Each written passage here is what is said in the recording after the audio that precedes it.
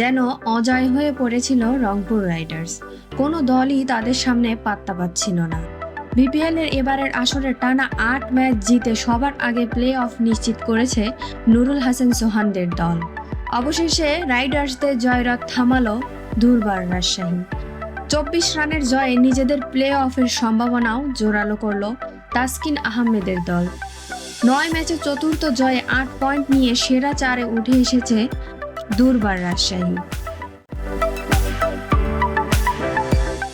লক্ষ্য ১৭১ রানে। রান তারা শুরু থেকেই ঢুকেছে রংপুর রাইডার্স। ১৫ রানের মধ্যে তারা হারিয়ে বসে ৩টি উইকেট। প্রথম ওভারেই তাসকিন আহমেদের বলে বোল্ড হন ইরফান শুক্কুর। চতুর্থ ওভারে এস.এম. মেহরুব টানা ২ বলে ফেরান স্টিভেন টেলর আর ইফতিকার আহমেদকে। ১৩ বলে ১৪ রানের বেশি করতে পারেননি দুর্দান্ত ফর্মে থাকা খুশদিল শাহ। সাইফ হাসান তবুও চালিয়ে খেলেছিলেন।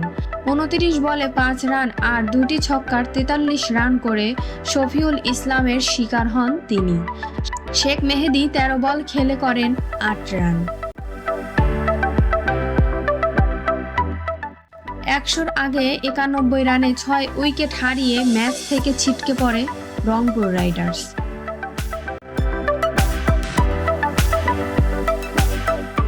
নুরুল হাসান সোহান আরও একবার দলের হাল ধরেছিলেন, কিন্তু তার ২৬ বলে ৪ বাউন্ডারি আর ২টি ছক্কার ৪১ রান এবং মোহাম্মদ সাইফুদ্দিনের শেষ দিকে ১৪ বলে ২৩ রানে পরাজয়ের ব্যবধানই যা একটু কমেছে।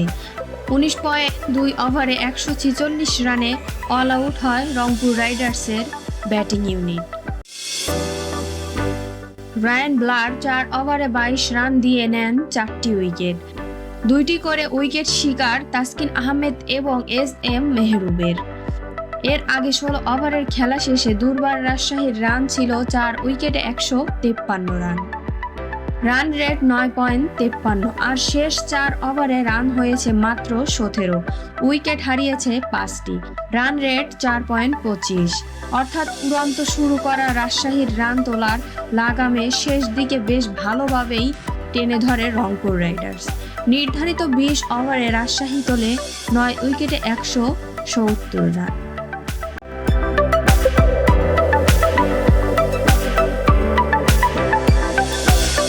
আজ এই পর্যন্তই। দেখা হচ্ছে পরবর্তী কোনো স্পোর্টস নিউজে। ভিডিওটি ভালো লাগলে চ্যানেলটিকে সাবস্ক্রাইব করবেন এবং সাথে থাকা বেল আইকনটি অন করে দিবেন পরবর্তী ভিডিওর নোটিফিকেশন পাওয়ার জন্য। সবাই ভালো থাকবেন, সুস্থ থাকবেন। আল্লাহ হাফেজ।